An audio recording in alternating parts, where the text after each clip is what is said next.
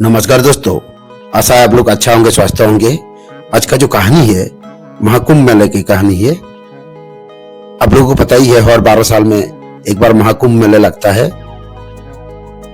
ये जो कहानी है ये 2012 की है।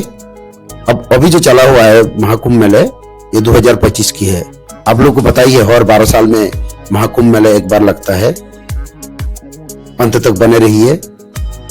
वीडियो अगर अच्छा लगे तो चैनल को सब्सक्राइब कर दो, लाइक कर दो और प्यारी सी कमेंट कर दो। आप लोगों के सपोर्ट से मेरा वीडियो बनाने का मोटिवेशन और ज्यादा बढ़ते रहेगा। 2012 में एक परिवार महाकुंभ मेले में गए हुए थे। अभी जो चल रहा है 2025 है, ये उले वाला महाकुंभ मेले की कहानी है। ये परिवार में माँ बाप भाई बहन उनका सारे परिवार गया हुआ था। तो अपना गंगा स्नान करने के बाद जो रौनक है और उनका दोस्त अमित, जो रौनक है और अमित है, अपना परिवार के साथ घूम रहे थे। घूमते घूमते वो आगे निकल गया। जैसे आगे निकलने के बाद कुछ दूर जाने के बाद जो रौनक है, रौनक को दिखाई दिया एक बाबा अपना सिद्ध तपस्या में लीन है। जो उसके दोस्त है अमित ने बार बार मना करने के बावजूद भी जो रौनक है, रौनक आगे बढ़ते गया। उसका जो दोस्त है अमित ने बार बार मना किया कि रौनक तुम आगे मत जाओ, उनको सिद्ध करने दो। मना करने के बावजूद भी रौनक ने क्या किया, रौनक ने एक डंडा पड़ा हुआ था वहां पे, एक डंडा लेके जो साधु है जो तपस्या लीन में था उसका शरीर में जाके उसको टच कर दिया। जैसे टच किया उसकी जो तपस्या है भंग हो गया। जैसे भंग हुआ, साधु ने रौनक को बोला कि बेटा कैसे आना हुआ। तो जो रौनक है, रौनक ने बोला कि आपको देखने के लिए हम आए हैं। क्योंकि जो रौनक है, रौनक का ज्यादा उम्र नहीं हुई थी, उनका 17-18 साल की करीब की उम्र थी। साधु ने क्या किया, जो साधु है जो तपस्या लीन में था, तो उसकी गला में जो माला पिंधा हुआ था उसमें से एक माला निकाल के रौनक को दे दिया। तो रौनक को दे के बोला कि बेटा ये माला ले जाओ और तुम अपने गला में पिंध के रखना। साधु ने जैसे जैसे बताया और रौनक ने भी ऐसे ही काम किया। जो साधु का जो माला था, माला ने रौनक ने पिंध लिया। उसको पिंधने के बाद अपना परिवार जहां पे थे, अमित और रौनक दोनों अपना परिवार के पास आ गए।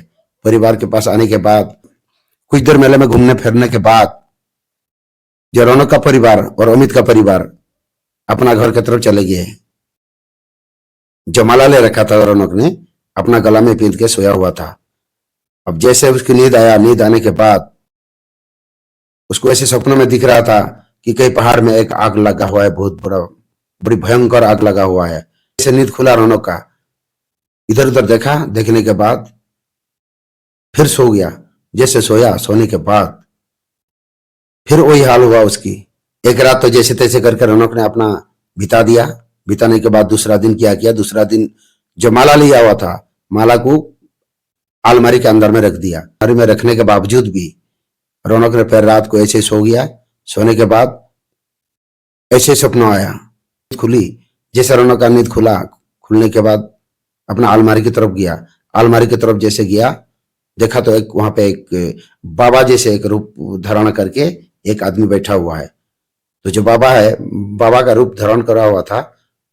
तो उन्होंने बताया कि बेटे तुम्हें महाकुंभ दोबारा जाना पड़ेगा।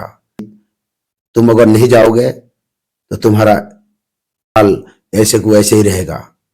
तीसरा दिन रौनक ने क्या किया, घर वाला को बिना बताए जो माला लिया हुआ था उसको अपना बैग में भर के वो अपना कुंभ मेले जाने के लिए तैयारी हो गया।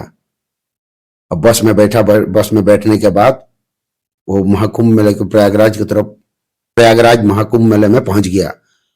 वहां जैसे पहुंचने के बाद बाबा को ढूंढते रहा। ढूंढते ढूंढते बाबा मिल गया। वो जहां तपस्या कर रहे थे बाबा, वही मिला। रौनक ने बाबा के पास जैसे पहुंचा, बाबा ने देख लिया। और बाबा ने जैसे देखा, बाबा ने बोला, अरे मूर्ख, अब मजा आ गया ना। तू मेरा सिद्ध, जब मैं तपस्या कर रहा था तो तूने मेरे को जबरदस्ती उठाया, अब मजा आया। रौनक ने रोते बिलखते हुए बाबा का पैर छुआ। पैर छुए के बाद बाबा ने रौनक के हाथ से जो माला दिया हुआ था बाबा ने ले लिया।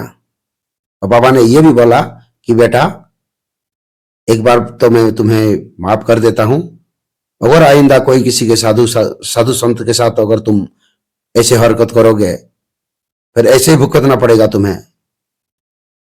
रौनक ने बाबा को माला देने के बाद अपना कुंभ मेला में स्नान करके अपने घर को और रवाना हो गया। दोस्तों, अगर ये कहानी अच्छा लगा हो तो चैनल को सब्सक्राइब कर दो, लाइक कर दो और प्यारी सी कमेंट कर दो। आज के लिए यही रहता हूं, फिर मिलेंगे नेक्स्ट वीडियो में। Bye bye, take care.